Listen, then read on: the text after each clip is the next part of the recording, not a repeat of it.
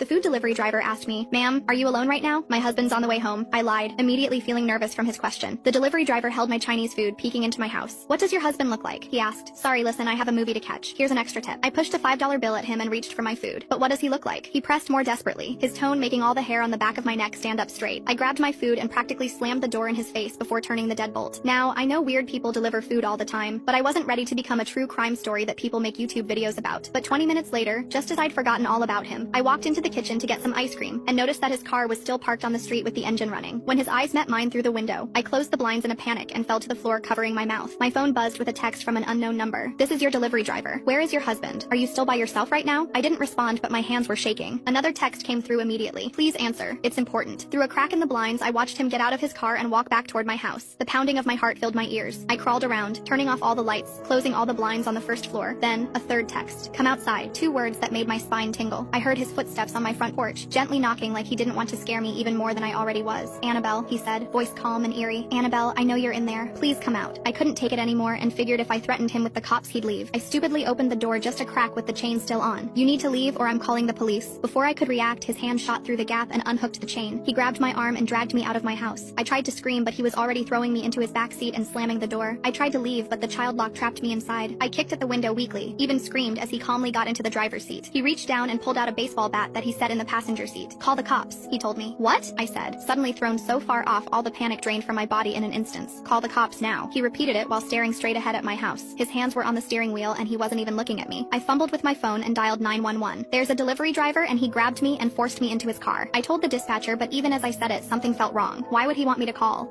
To continue, tap the arrow in the bottom right corner and copy the link, then tap the CapCut icon in the bottom left. Finally, click the red button. My father's gaze was locked on a rugged road ahead, his knuckles white on the steering wheel.